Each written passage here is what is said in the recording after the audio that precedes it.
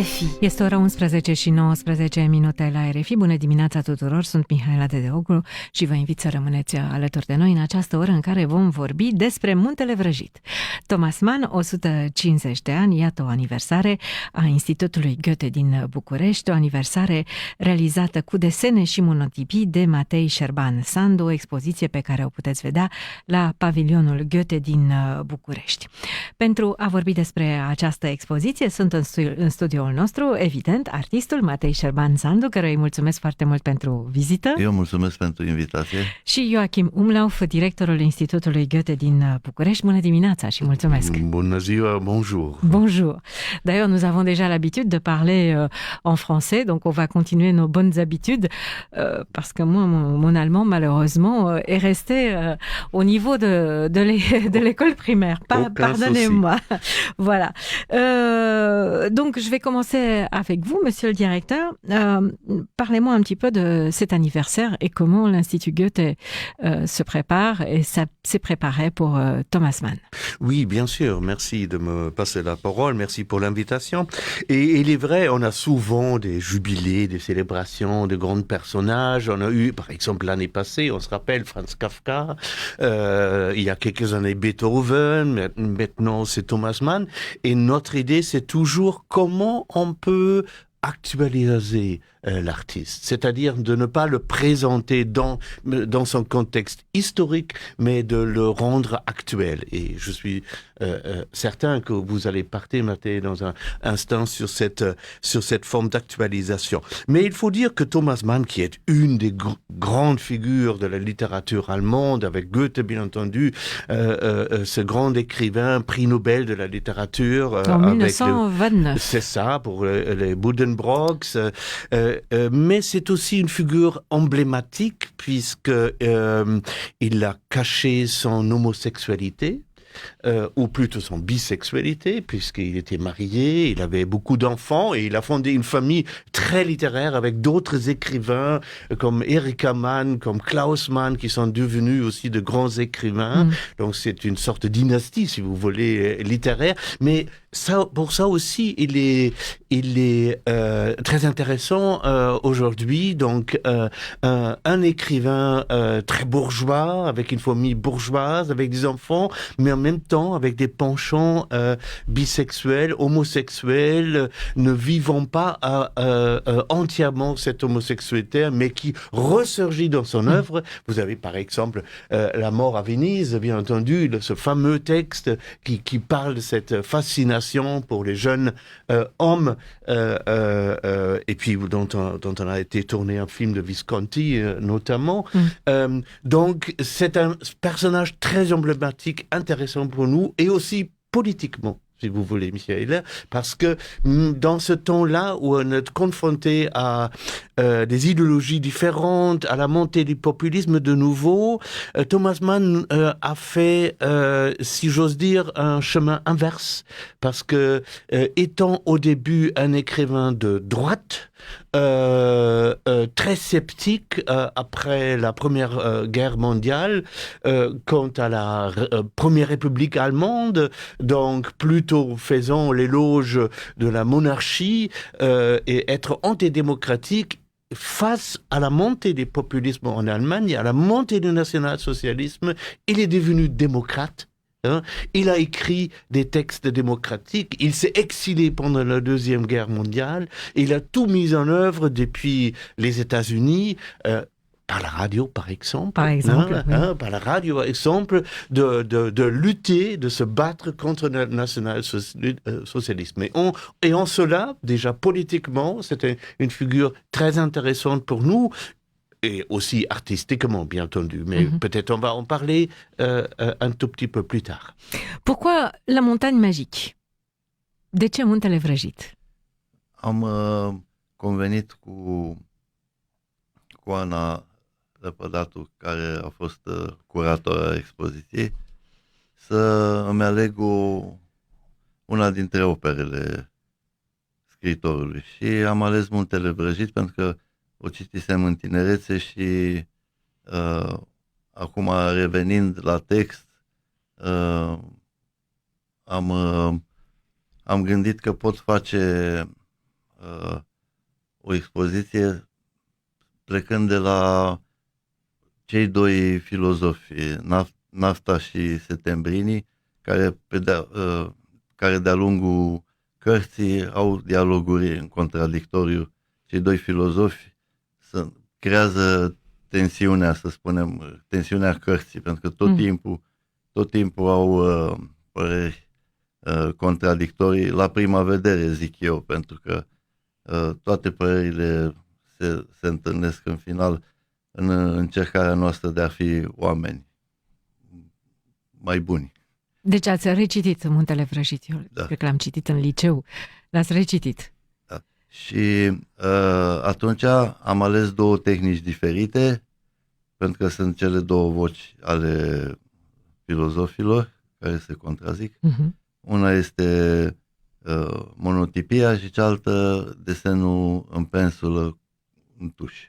Foarte interesante lucrări. Lucrările dialoghează foarte frumos. Panotarea mi s-a părut foarte frumoasă. Poate explicăm puțin și tehnicile, pentru că desen în pensulă vedem mai rar, e adevărat, nu? Desen în pensulă chinezească, cum este cea pentru caligrafie. Da, o vedem mai rar la noi, nu prea. În România n-am prea văzut. Nu. Da. Și am desenat pe o hârtie de bumbac care nu permite reveniri și greșeli. Voiam să vă întreb, da. Da, și atunci multe dintre desene au fost făcute de mai multe ori, cum e și normal. Și un format foarte special. Ce format este acesta al desenelor? Formatul pe orizontală se potrivește cu ideea de somn, pentru că toate personajele dorm sau sunt într-o stare de reverie sau de-abia s-au trezit în așteptarea unor, să zicem, certitudini, care, bineînțeles că nu vin. Formatul acesta se potrivește cu ideea de repaus, pentru că în carte viața este văzută din poziția orizontală, fiind vorba de un sanatoriu. Oamenii stau mult în șezlonguri, stau întinși și atunci începem să ne întrebăm unde este realitatea și unde este visul, de unde până unde încep și se termină lucrurile astea.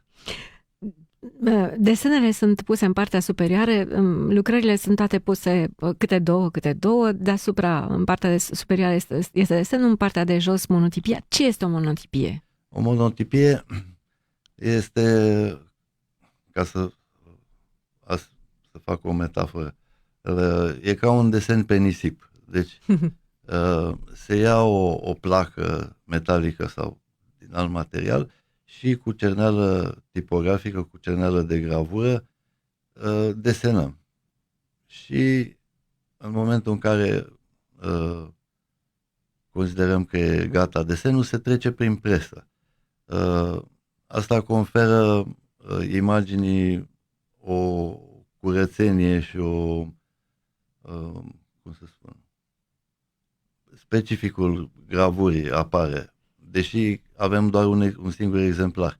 Eu am pornit la toate de la un fond negru, deci se cheamă manieră neagră, atunci când lucrez cu lumină pe un fond întunecat. De aceea, cele de deasupra sunt pe un fundal alb, vedem doar desenul cum se conturează, iar cele de dedesubt sunt într-un acest fundal negru, un dialogue. Moi, j'ai trouvé absolument remarquable cette exposition. Je ne sais pas ce que vous en pensez. Absolument, on est très fiers d'avoir convaincu Matei de faire cette exposition, puisque, comme je disais au début, notre but, c'était pas de présenter seulement Thomas Mann, mais de créer des liens culturels en demandant justement à un artiste romain de réputation de s'occuper de Thomas Mann et de donner sa version actuelle de son vu de sa perspective sur cet artiste-là. Et bien entendu, La montagne est magique, ce roman, est aussi très emblématique parce qu'il décrit un monde qui est en train de disparaître. C'est le monde avant la Première Guerre mondiale. Le livre se termine justement avec le début de la Première Guerre mondiale et il décrit quelques années qu'un jeune nommé Frank Castorf passe dans un sanatorium dû à une maladie des poumons et ces rencontres qu'il fait là. Donc c'est un monde qui est en train de disparaître, qui est décrit de l'aristocratie, de la bourgeoisie d'avant la Première Guerre mondiale. Donc encore une fois, un roman très intéressant, avec beaucoup de références philosophiques d'ailleurs, parce que dans presque chacun de ces grands romans, Thomas Mann a réfléchi littéralement sur des philosophes, sur Nietzsche, sur Schopenhauer. Plus tard, on va peut-être revenir à Schönberg et d'autres, et à Adorno et à d'autres philosophes. Lucrările pe care le-ați făcut, nu știu dacă reprezintă anume întâlniri, anume personaje, dacă le putem recunoaște în aceste lucrări. Recunoaștem tonul mai degrabă, tonul mai luminos, mai renascentist al lui Settembrini și tonul mai întunecat al lui Nafta. Dar nu este vorba despre o ilustrație mot-a-mot, pentru că nu se mai face de mult tipul ăsta de ilustrație, să zicem, din secolul XIX. Dar am găsit personaje care dorm și pe stradă, unele sunt inspirate, nu știu dacă v-ați dat seama, sunt inspirate de oamenii străzii care dorm. Și mi-au fost modele. Le-am aici, le-am fotografiat, am vizitat expoziția, le-am sub ochi. Mi-au fost modele, alții sunt alte personaje sunt imaginare, altele pornind de la oameni din viața mea, pe care am văzut dormind. Da. Toate sunt lucrări foarte recente. Recente, am început în ianuarie. Deci mai mult decât recente. Da. Dacă putem spune așa. Și, sigur că n-au intrat toate lucrările în expoziție, am făcut o selecție. Vă spuneam că au mai fost și unele ratate și pentru un artist asta nu e un motiv de disperare. Din contră, de multe ori exact din lucrările ratate învățăm foarte mult. Je pense que c'est très important ce que Mattei dit, parce que ce qu'on ne cherche pas, c'est de faire illustrer un roman, mais on cherche la congénialité, c'est-à-dire un artiste qui jette un regard et qui produit des œuvres originales, n'ayant pas l'idée d'illustrer le contenu du roman, mais être une sorte de source d'inspiration. În procesul dumneavoastră de lucru, cartea a venit, o aveați deja sau ați recitit-o pentru această expoziție, ați lăsat-o să se așeze puțin, adică imaginez că o astfel e greu de conturat ce vrei să faci când primești o astfel de propunere, nu? A trebuit să mă rezum la un aspect, cel al somnului, pentru că altfel cartea este foarte cuprinzătoare din toate punctele de vedere. M-am rezumat la ideea de somn și dacă presupunem că în sanatoriu au dormit acolo, am spune că venirea primului război mondial ar însemna trezirea, nu? Dar iată că de fapt nu e o trezire, ci intrarea într-un coșmar, adică într-o realitate ireală. Da. Ați mai făcut astfel de proiecte legate în tandem cu literatura sau inspirate din anumite opere literare? Nu mi-amintesc acum, dar tot timpul m-am raportat literatura e o sursă de inspirație pentru dumneavoastră. Chiar și prieteni de mei zic că sunt literar, adică că imaginile mele au și o poveste. Ceea ce este destul de dificil pentru că arta nu trebuie să povestească ca literatura, ci prin propriile mijloace.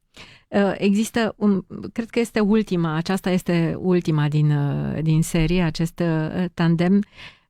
Pe mine, monotipia aceasta m-a făcut să mă gândesc la cu totul altceva când am văzut-o, la un roman grafic. Da. Personajele de aici au ceva de roman grafic. Au ceva de roman grafic pentru că încercând să fiu aproape de studenții mei, sunt tot timpul curios ce văd ei și ce apreciază și vrând nevrând am fost influențat pentru că am descoperit autor de bandă desenată. Spuneți-mi. Cine? Bine, ăsta din copilărie Hugo Pratt. Hugo Pratt, da. Corto Maltese. Da. Grand clasic. Da. Așa? Am acum un lapsus. Da. Lapsusul românesc, nu lapsusul franțuzesc, care este, știați că lapsusul românesc nu e același lucru cu lapsusul în franceză? Na, la noi se spune atunci când uiți un cuvânt, la ei se spune atunci când, fără să-ți dai seama, folosești un cuvânt în locul altui cuvânt. Da. Deci e un pic diferit. Așa. Da. Dar deci Hugo Pratt m-a influențat. Da. Grafica. Se simte, iar în aceste două lucrări în tandem, pentru mine sunt preferatele mele, vă spun sincer. Ideea panotării a venit de la început, că ați știut că așa va fi, că veți lucra în două tehnici diferite? Da, și două tehnici diferite și două registre diferite, dar care intră într-un dialog. Je trouve vraiment que c'est une des plus belles expositions que j'ai vues depuis la dernière année. Vă spun foarte sincer, da, foarte coerentă și foarte în simplitatea ei de expresie extrem de complexă, dacă mi este permis să spun așa. Donc, bravo, toutes mes félicitations. Merci, il faut aussi rendre l'honneur à ma collègue Oana Lapadatou qui a contacté Mate, qui a eu l'idée, parce que ça c'est aussi un tout petit peu la culture, ce n'est pas seulement de lier, pour ainsi dire, dans ce cas-là, la culture allemande à la culture roumaine, à l'expression artistique roumaine, mais il faut aussi avoir l'instinct, trouver les bons partenaires, les gens inspirés, les gens valables pour faire cela, et ça c'est tout un travail qu'on fait depuis des années, et je me réjouis beaucoup de cette exposition et du succès qu'on a et de la qualité, bien entendu. Se vede la pavilionul Goethe de pe bulevardul de pe Calea Robanț. Voilà. Revenons à Thomas Mann, si vous voulez bien, et parlons un peu de la modernité de Thomas Mann. Qu'est-ce qu'on a comme héritage aujourd'hui de l'écriture de Thomas Mann, si on doit le remettre dans l'actualité? Si on doit le remettre à l'actualité, bon, l'œuvre de Thomas Mann est très large. Il a écrit beaucoup de romans différents. Et par exemple, on aura aussi une série d'ateliers musicaux et workshops et un concert à la fin du mois de mai, organisé en coopération avec UNMB, l'Université Națională de Muzică din București, où on a invité un musicien allemand de réputation pour justement faire des ateliers sur la musique de Arnold Schoenberg. Maintenant, on peut se poser la question quel lien, parce qu'il faut dire que Thomas Mann a connu Arnold Schoenberg en exil aux États-Unis, où ils étaient réunis, Schoenberg, mais aussi Theodor Adorno, les grands philosophes de l'école de Francfort, et dans son œuvre, dans son grand roman Dr. Faustus, qui bien entendu fait référence au grand personnage de Goethe, Faust, qui est peut-être le personnage même de la modernité, parce que c'est le pacte avec le diable qui fait que ce personnage peut vivre plus longtemps, qui peut aussi avoir des expériences inouïes. Mais ce roman-là est emblématique pour la modernité de l'art, puisqu'en fin de compte, il reflète le fait que l'art moderne est libre, c'est-à-dire presque entièrement libre, à déconstruire les méthodes, les traditions classiques, traditionnelles, et il prend par exemple comme exemple la musique de Schoenberg, puisque Schoenberg a commencé bien inventer, je cherche le mot français, la dodécaphonie, si je me trompe pas, donc ce système d'une musique de 12 notes qu'il faut jouer dans une suite à définir, et il en a pris exemple pour expliquer ce que c'est la liberté de l'artiste dans la modernité, c'est-à-dire de se donner lui-même un système, c'est-à-dire de ne plus être obligé de suivre. Et quand on pense à la peinture, par exemple, de ne plus suivre l'idée de la peinture naturaliste ou d'une peinture qui impose des règles à l'artiste, mais c'est l'artiste qui se cherche lui-même sa liberté, mais dans un système. Et ça, c'est très important. C'est-à-dire, il dit, on a la liberté, on a quasiment la liberté totale, mais il faut se fixer des règles en tant qu'artiste. Et c'est ça la liberté de l'artiste, de se fixer des règles, mais sans règles ne peut pas exister la liberté. Ça, c'est un tout petit peu ce qu'on retrouve, par exemple, dans ce roman fantastique, le Dr Faustus, un des romans qu'il a écrit plus tard. Mais il y a beaucoup d'autres livres qui sont d'une grande modernité, notamment le premier grand roman, les Buddenbrooks, qui parle d'une famille dans le nord de l'Allemagne, et des générations successives, une décadence, et puis, qui reflète, comme je l'ai dit tout à l'heure, sur l'œuvre de Schopenhauer et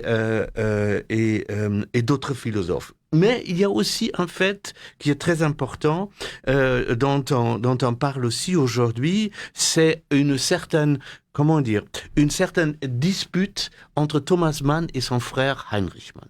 Alors Heinrich Mann était le frère aîné de Thomas Mann, et d'ailleurs de son vivant, un écrivain aussi important que Thomas Mann.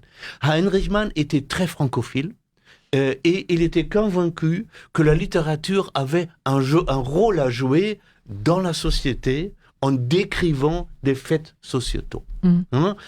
Il a écrit un gros roman sur Henri IV, par exemple, et Thomas Mann entrait dans une grande dispute avec son frère parce qu'il réservait le rôle de la littérature et de l'art en général pour des questions esthétiques. Il ne voulait pas trop frôler la vie quotidienne avec ce qu'il faisait.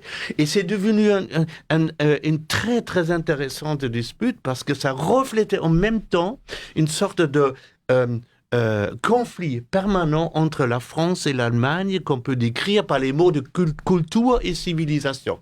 C'est-à-dire la France plutôt orientée vers un rôle de la littérature pour la civilisation, pour le progrès, pour la société, d'une part, et de l'autre part, l'artiste allemand, plutôt venant de l'irrationalisme, du romantisme, en décrivant le rôle de cet art étant loin de la société. Et c'était très intéressant, aussi cette argumentation, puisque, comme j'ai dit tout à l'heure, après Thomas Mann, dans les années 20 et 30, face à la montée du national-socialisme, il s'est reconverti aussi par rapport à cette question-là.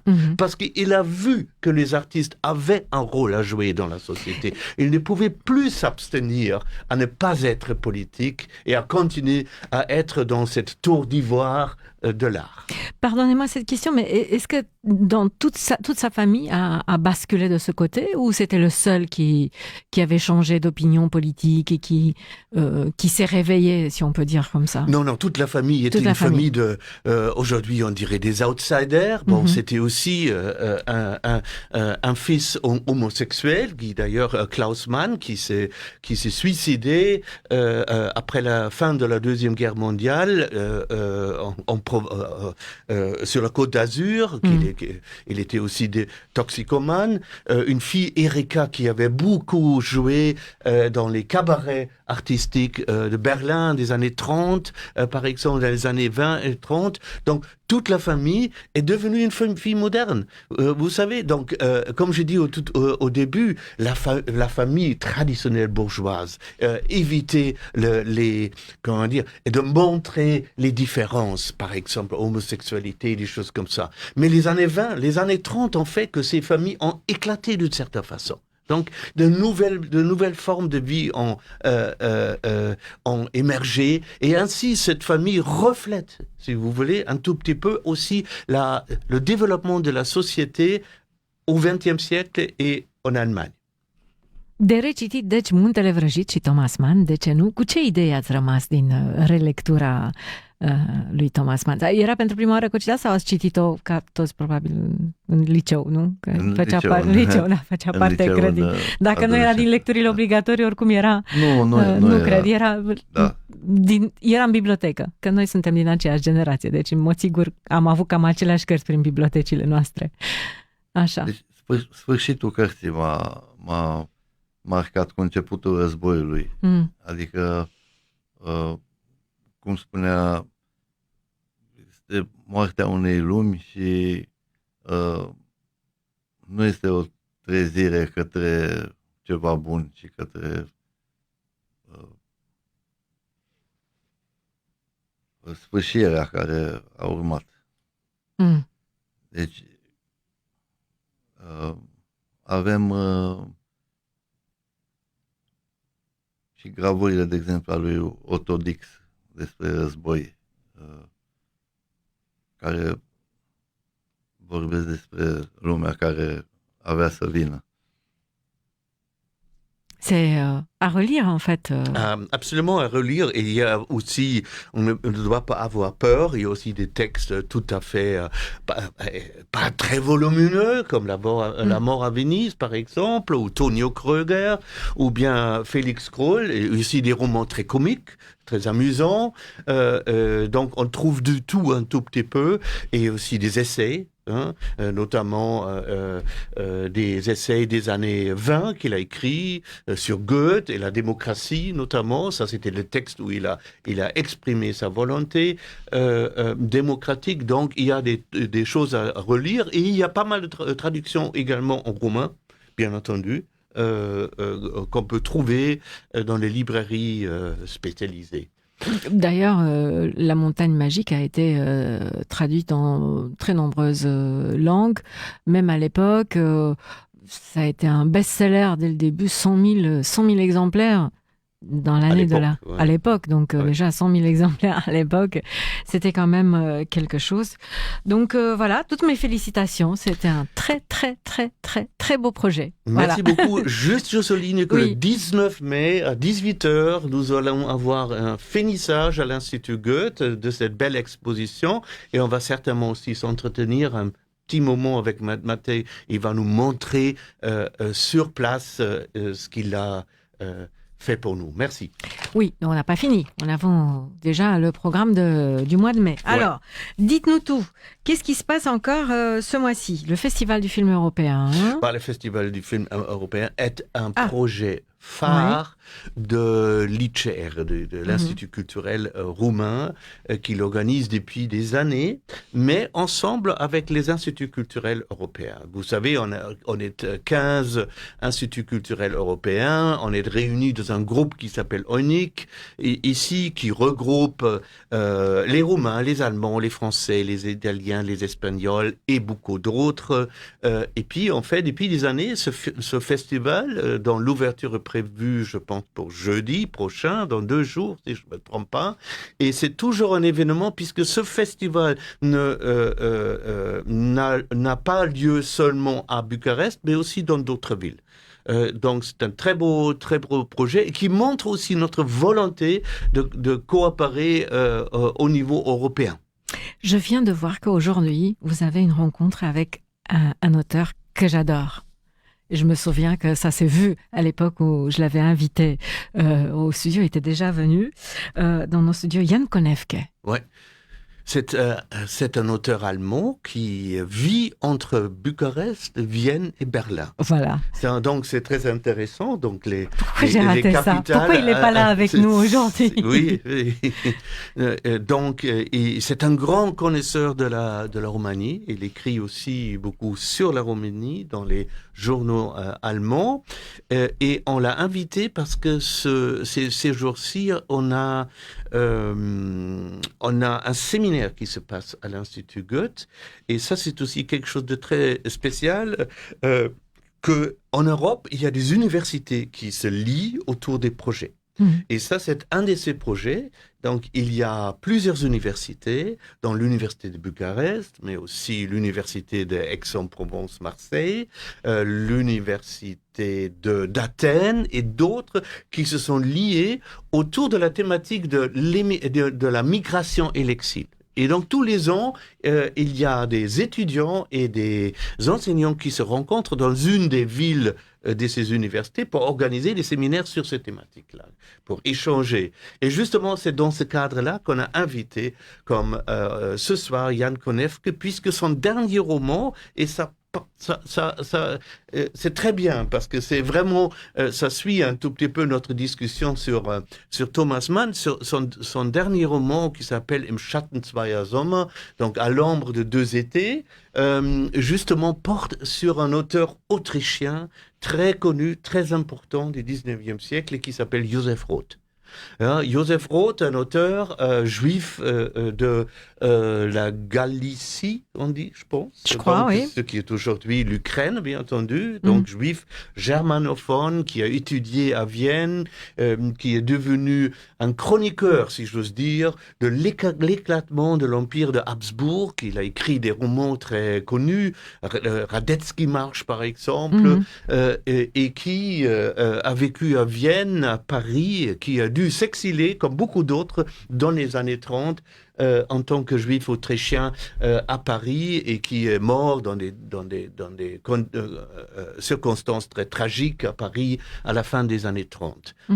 Mais ça, il est au centre de ce roman de Jan Konevke, dont il va nous lire quelques extraits, quelques passages ce soir, puisque Jan, et ça c'est intéressant, Jan a remarqué que, j'ai dit tout à l'heure qu'il vivait à Vienne, Berlin et Bucarest, que la maison dans laquelle il vit actuellement, c'est une maison où justement cet écrivain, Joseph Roth, a passé un été. Donc ça, c'était le point de départ pour ce roman, parce que c'est une fiction, bien entendu, mais qui parle de ce hébergement de Joseph Roth en tant que jeune étudiant de philosophie à Vienne et des péripéties qui se sont développées par la suite. Eh bien, vous lui passerez le bonjour de notre part. Avec le plus grand plaisir. Et si jamais j'ai le temps, je passerai le voir. Ça se passe à 18h à Goethe Institut. C'est ça. Est-ce que vous avez d'autres recommandations à nous faire du programme du mois de mai ? Disons, restons peut-être encore, oui, mais bien sûr, il y a beaucoup de choses qui se passent à l'Institut Goethe, ou bien dans d'autres lieux en partenariat. On travaille notamment beaucoup avec des galeries, parce qu'il faut soutenir les galeries d'art moderne. Donc, il y a beaucoup de galeries qui font des projets avec nous, notamment. On a beaucoup d'autres projets, mais prenons peut-être encore un projet concernant Thomas Mann, parce que ça arrondit un tout petit peu cette série d'événements. Nous allons organiser une autre exposition. Celle-là aura lieu au musée de la littérature, donc, et en partenariat avec le musée de la littérature. Le vernissage, c'est le 5 juin, et c'est une exposition qui s'appelle Fréquence Mann, et donc qui essaie d'ailleurs, à l'aide de la technologie moderne, avec la voix clonée, par exemple, des choses comme ça, de présenter aussi des aspects actualisé de Thomas Mann, de son œuvre et aussi de son exil, par exemple. Voilà. Sinon, sur le site de Goethe Institut, il y a toute la programmation en cours pour ce mois et pour les prochains mois. Mulțumesc foarte mult pentru vizita de astăzi. Felicitări Noi pentru mulțumim. expoziție. Eu Ce mulțumesc. se va întâmpla cu aceste lucrări? Le mai duceți pe undeva, bănuiesc, nu? Da, cred că o să ajungă și pe la Burgkantal și în țară la alte centre Goethe. Ar merita să fie itinerată, pentru că este chiar o expoziție foarte interesantă. Nous espérons fort, je pense qu'on va y arriver, de faire donc tourner cette belle exposition pour laquelle je voudrais encore remercier Matei. Și eu mulțumesc pentru oportunitatea de a expune la Goethe Institut și cred, sunt mulțumit de proiectul ăsta. Cred că a ieșit bine. Deci mai rar, spun eu. Simt că nu sunteți prea generos cu aprecierile în privința propriilor performanțe, dar aceasta este chiar o expoziție foarte frumoasă. Despre Muntele Vrăjit, Thomas Mann, 150 de ani, desene și monotipii de Matei Șerban Sandu la pavilionul Goethe din București. Nu ratați această expoziție, Calea Dorobanți, numărul 32. Mulțumesc foarte mult încă o dată, să aveți o după-amiază agreabilă, spor la treabă, iar noi să ne auzim cu bine mâine dimineață.